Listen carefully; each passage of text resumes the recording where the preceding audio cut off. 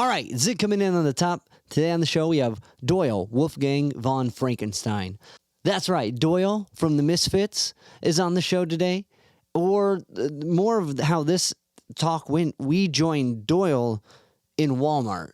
I'll explain that a little more later. But Doyle, from one of the most iconic punk bands in general, right? So this was really cool. I did a lot of prep for this. I watched a lot of interviews, kind of psyched myself out a bit, but I think it panned out. I think we had a pretty good conversation. This is the only interview I've ever been given a do not ask thing, or make sure you don't talk about. And of course, that rearranges what you think you're going to talk about with the guy from the Misfits. And so in this conversation, we don't talk about Misfits at all. That was one of the things. One of the things they ask not to engage with, because he's focusing on his band now, Doyle. And that may be a bummer if you were looking for some Misfit information, but we get pretty deep with some Doyle stuff, man. And like, if you haven't checked out those records, you got to. Very, very, like, it's an interesting, like, blend of, like, Danzig-inspired vocal-ish that bounces in between, like, sing-along choruses into screams right quick with pitch squeals out of everywhere, you know? Very cool. Very epic. Another thing, diving into this, seeing him in all these interviews, prepping for this interview, I couldn't help but notice what, like, a disciplined, focused guy he is. And like, he's a man of few words, and in this conversation, you get that, but, like, it's kind of like Slim and the Fat, only needing to say what you need to say. But yeah, this was epic. This was so cool. And the kind of explain about the Walmart thing. So as this conversation goes, you're going to hear some weird, like, vocal, like you would over the phone, like, moving around and stuff. But, like, I noticed with this one, there was a lot of moving around. And, like, at one point, he asked someone to get him some water. And he's like, oh, we're in Walmart. I'm like, what? So we joined Doyle in Walmart. But you guys can join Doyle in a lot of dates here on the 2022 run. Particularly my Ohio friends on April 2nd in Columbus at the King of Clubs, or on April 3rd at Cleveland at the Odeon. You can see Doyle on the As We Die tour. The new album, As We Die, Doyle 2, is out now on all streaming platforms. And he's got a bunch of new stuff coming out with it. He's got a vegan protein line called Vegan Monster, a hot sauce, new strings coming out, and a signature pickup with the signature guitar coming out too. And I don't know if you've seen it, but it looks pretty epic. Dean's making it, so you know it's going to be metal.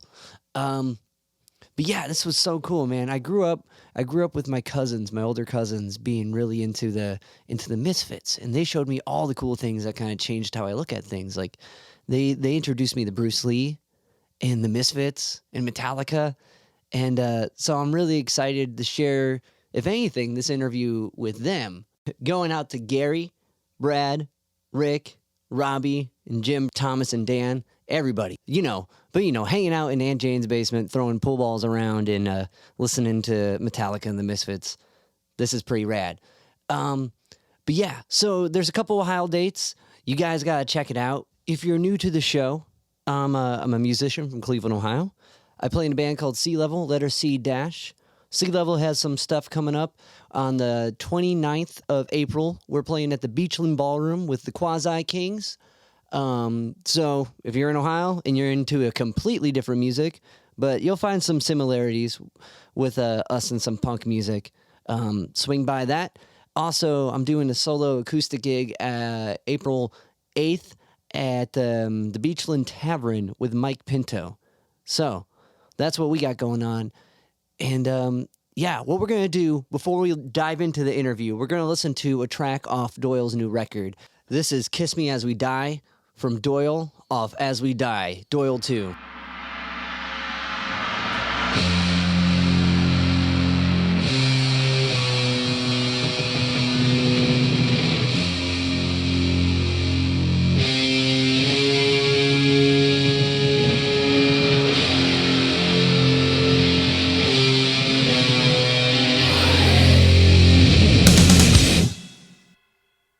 Kiss Me As We Die, off As We Die, Doyle 2. Yeah, right? Heavy. Super heavy. The guitar's everywhere. Those riffs are dope. He's not just down picking that, man. So, yeah, we're going to join Doyle in a Walmart. I will say that took me by surprise because typically I like to try to dive pretty deep, and you can only get so deep in a Walmart, right? We'll find out. Also, it made it kind of hard to hear. But there's a lot of cool interviews we have coming up this month on the show. We talked to a Ramon next week, and after that, arguably should be a member from Fugazi. If it doesn't come out the following week, it's going to be the week after that, because we might be talking to some people with some of these shows coming up here on my end. But anywho, before we play, if you can like, review, rate, subscribe to one of the podcast platforms, it helps me keep talking to cool guests and sharing their insights with you, and it'd be greatly appreciated, friends. Without further ado, let's go hang out with Doyle in a Walmart. Okay. Cool. So my first question, I wanted to know how much of Doyle 1, 2, and possibly 3 and 4, or at least what bits made it onto the album that you wrote on your daughter's pink acoustic guitar. Oh, God, I don't remember. Bunch of them. A bunch of them? Very nice. Yep. Yeah, I got my sister, she has growing up, she had this pink, like, acoustic, I think it's a Carly, that's what it was called. And, like, that was always laying around the house, so I always found myself picking that guitar up. And, like, those kind of like, the smaller guitars, I don't know, they play really well. So I found myself writing on it a lot, and it ended up taking it, all around when we play out of state. I would keep it in the car, you know? So, I don't know, there's, like, a comfort. Yeah. There's a comfort in, like, the kind of, like, a absurdity of, like, a small, compact guitar. But, so... Yeah, ours was a Daisy Rock. Nice. Was a Daisy. Does she play? Not really, no. No. Yeah, I ended up retiring that pink Carly. It's now in the classroom, and it's been thrown around a few times. Like, we had to screw the neck back onto it. Some kid got angry and chucked it, you know? But, so with the process like that, like, for writing with Doyle, you just kind of, like, pick up the guitar and play, and whatever sticks out, you record? Yeah, just record some riffs and put them together. Gotcha. Do you have, like, sometimes you'll write a whole song in a row. Yeah?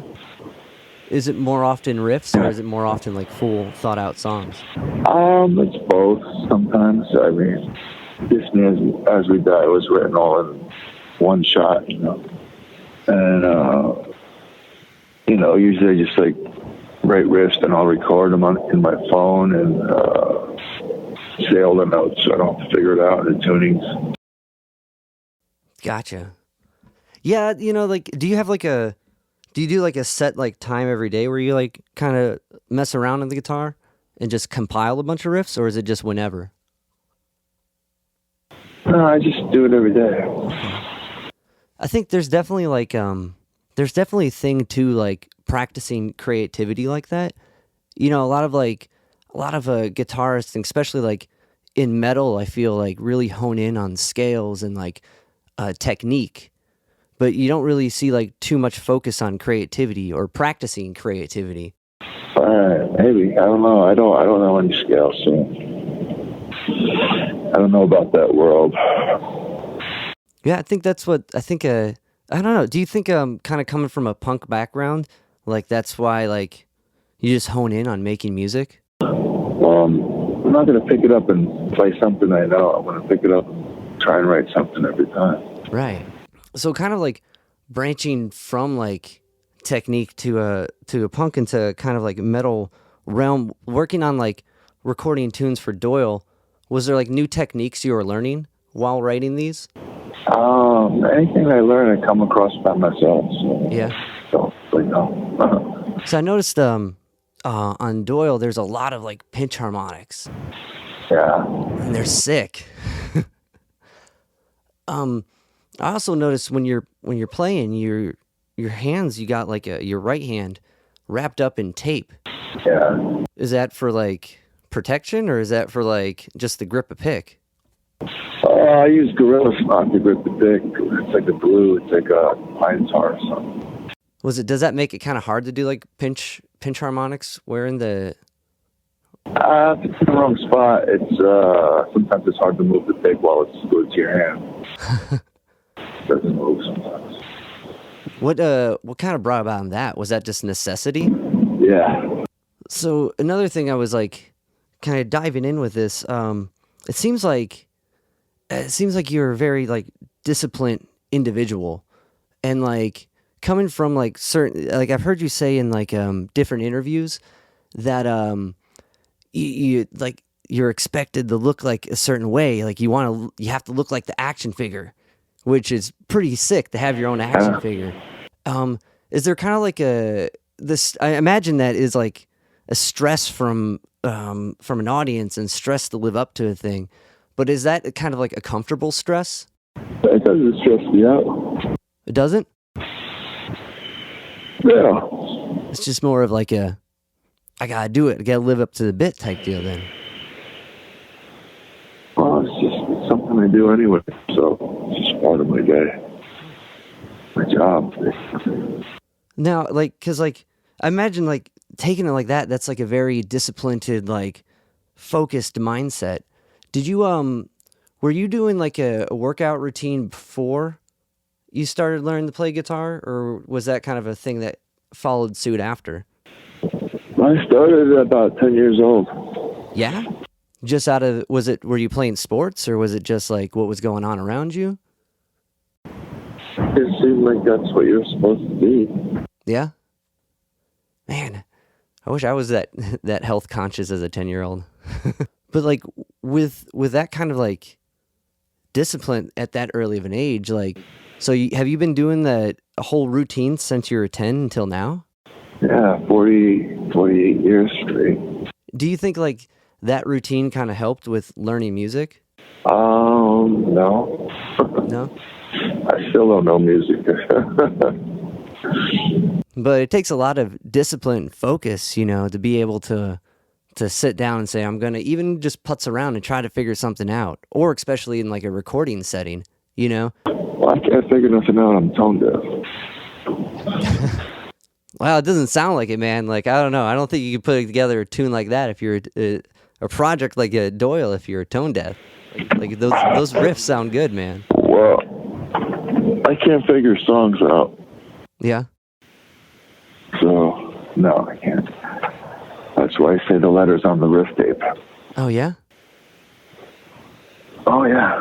Was it? No, that's how I teach a lot of my students that way. I think that's a great, like one fret marker, you know what I mean? And like, it doesn't, to some degree, it doesn't matter if you like know it, if you're playing it, because ultimately there's not too many things in life that you can do that are playing.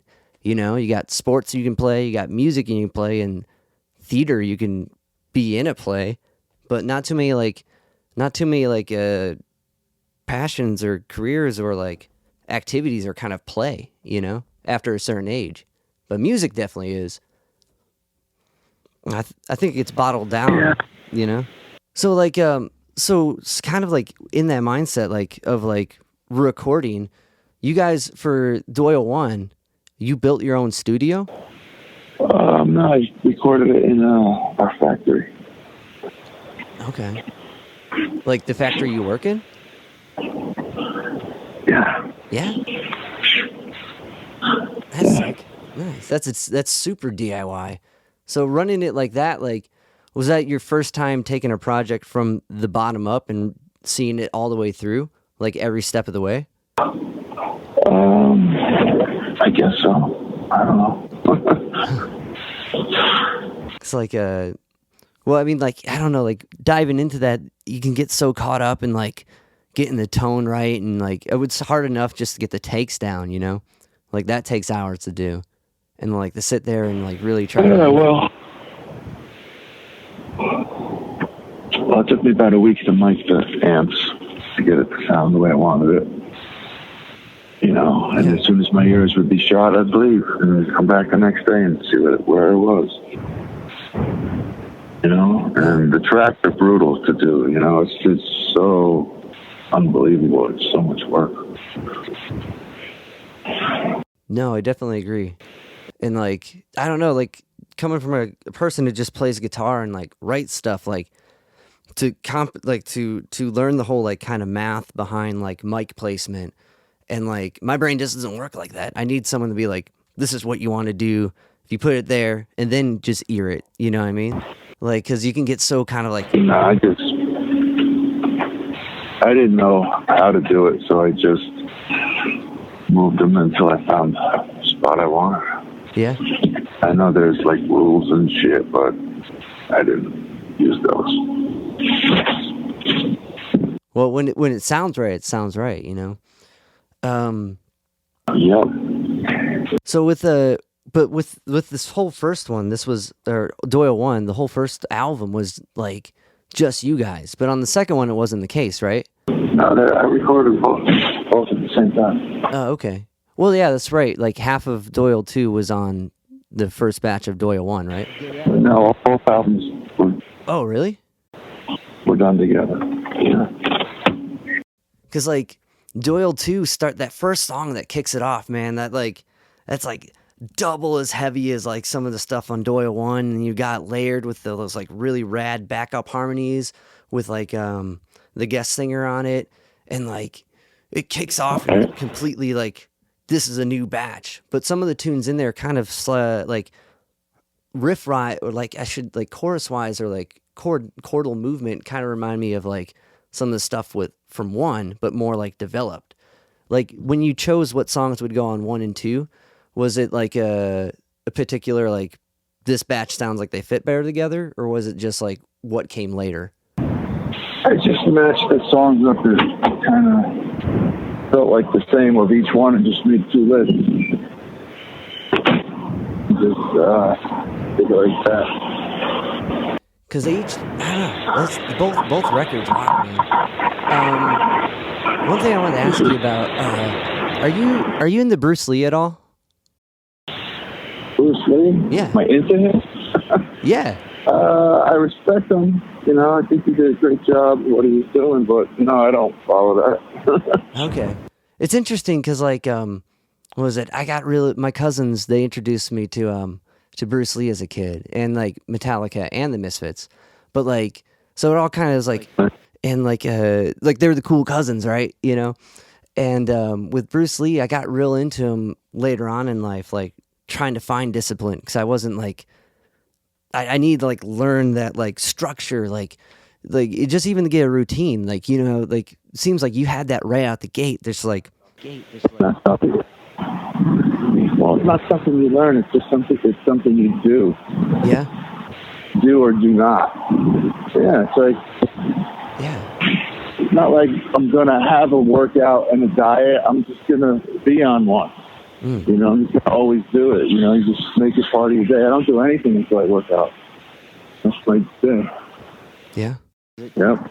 That's yeah. Well, I think, you know, some people like seems like just some people got that thing. I had to grind my head into getting into that thing, you know. And there's this Bruce Lee like philosophy bit of like taking what you need out of a thing and disregarding what doesn't matter, and like what you can't use. I think's how he said it. And it really struck me when I listened to you talk about playing, like you're like, I don't play things that are hard because when it comes to performing them, you'll get anxious about it. And I totally relate to that. And I think that's like that philosophy, like highlighted, you know, like you don't want to like do things that are exuberant just for the fact of it. You want to do things that correctly convey what you're trying to say and like disregard what's not useful. Yeah, if I write a riff and I can't master it, you know, with 100 tries, I'm not fucking putting that in my stuff. Another thing that kind of also kind of struck me with that is I heard and or read in an interview that you don't get frustrated. I'm like, Doyle's a Zen master. How does that happen? I don't think that's true. Okay, one can only wish. But the kind of like pick your mind a little bit about like your workout routine. You use the power blocks, right? Yes. And like, are you like on tour or at home? Do you use a gym, or are you mostly like a kind of dumbbell power block guy? I basically just use those. Yeah, Yeah. that's awesome. I've been trying to work out my routine. All I got is dumbbells, and like I don't even got that many. That's all you need. Yeah, so that's that's inspiring to hear right here. Do you do more of a lighter weights with more reps, or heavier weights with like less reps? I do in between that. Yeah. Yeah. Another thing I found interesting is you have a comic. So me and my band, we're all like comic nerds, and my bass player to the next level, and I also see you do a lot of like comic cons. What are those like? One, I think it was the IDW Killology series that had a special with you in it. Right. Like one, that's super sick. Right. How'd that come about? That's Alan Roberts from Life of Agony. That's his comic. And that was his idea. He just said, "Hey, I want to do this." He showed me a picture, and I said, "Yeah, that's cool." When you do Comic Cons, do they is it like how's that crowd? Because that's a specific crowd. Do they interact like the same way like music goers kind of do? No, they're more introverted and I'd say shy. You know what I mean? Yeah. It's just, it's just a little more nerdy, I guess, is the word. I'm not say it as a mean thing, I'm a fucking nerd too, but you know what I mean? It's still more nerdy. Hey, you gonna pick Waters up? Yeah, we're in Walmart. Okay. Live from Walmart. That's sick. How many Walmarts do you guys live out of, man? I bet that is like the one. As soon as I see the sign, I gotta take a shit. Sorry, what? That's where we shit. That's where we shit in the morning. It. Yeah, because you can't go in the van. You can't go in the or the bus. I mean. No. Do they? So I've heard from touring bands that you can't camp out at a Walmart anymore. Is that been the case for you guys? Oh, is that right? If you guys are camp doing out, we just pull up in the morning. Oh, okay. No, we pull up in the morning, go shopping. Yeah. When I know living the vegan diet, right? Walmart's got a lot of stuff that seems to be suited to. Fruits and vegetables, Yeah. Oats and shit. So I also found that's like another interesting, like, kind of like, it seems like you find it like kind of like comfort with the, like, focus and discipline in a way, because like that's like another like factor, like but I mean, I guess that goes hand in hand with like a physical like routine is what you use to fuel your body. And I've heard the story. It's like your girlfriend got you into it, right? Yeah. And I had a similar instance where a girl I was dating, she would just make all this vegan food, and like that's what we ate. And eventually, I'm like, I feel way better eating this, and it tastes. Well, better. it's just great food. I started because the food was so good. I couldn't believe it. Yeah.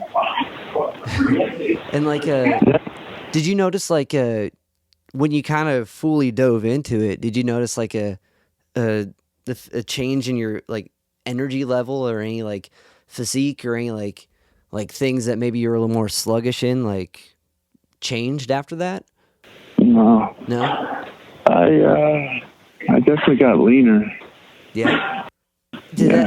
Is that like because I know some people who are like working out like that, they try to like, or at least they'll do gainers and stuff. Was that like a shift with that, or were you never doing anything like that? What's a gainer? It's like a gainer is like it's like a protein powder that like it basically gives you more mass to change into muscle. It's like really heavy calorie. It's just full. Gainers are just full of sugar. Is that it? Okay. I'm also kind of new Yeah. with it. You know what I mean? Like I've been using a whey and just like isolate. You know, just something I think is the bare minimum of it. But going into that, like when you came up with your own like protein powder, like is it all plant based? Yeah, it's pea protein. Pea protein? And like and that Yeah. because is whey not vegetarian or not Whey vegan? is made out of milk. Oh, okay. Made out of milk. Got it. Um so like when it came to like designing that, like cuz I know you have to kind of like take more in. Do you notice that you eat more on a vegan diet?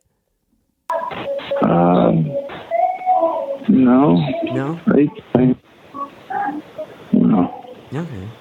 Because like when I was living with her, I found myself hungry more often, which was fine because there was more like good food and you didn't feel bad eating it. You know, it's not like I ate 2 bags of Cheetos. It was kind of like, you know, doubling down on the good stuff. But um, eventually got to the gluten free stuff, and that really kind of messed my system up. Have you ever tried that?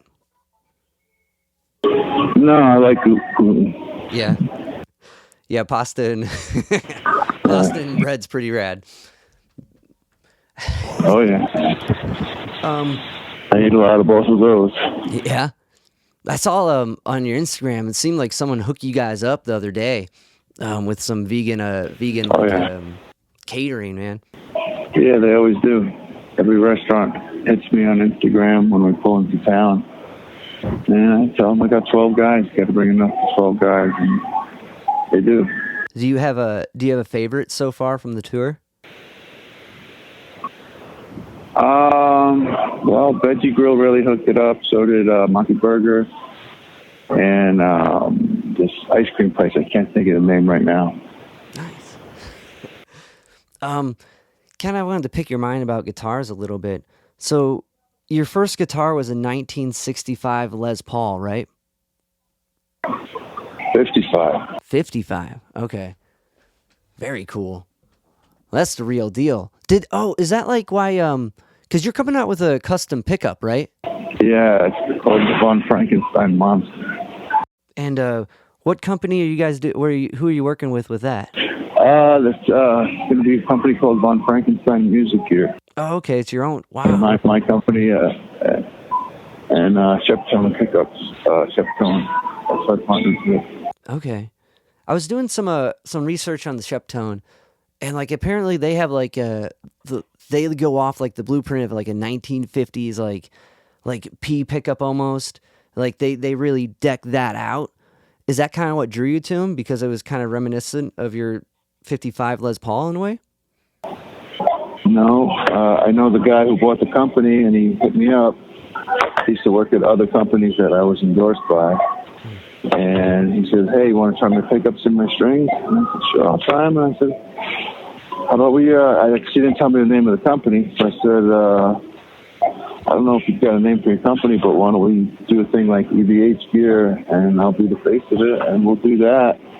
We got our own string line coming out. We have artists, pretty high-profile artists. They're doing signature models.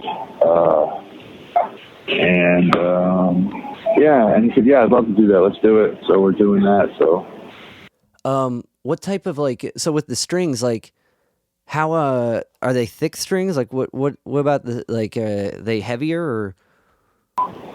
we do every standard gauge there is, bass strings as well, and whatever the artist wants, that's the gauges we make. They name their own. Oh, I see. Signature sets. I have three sets of my own. A couple of the other guys have 3 and 2, and for the different, tunings and different bands they're in.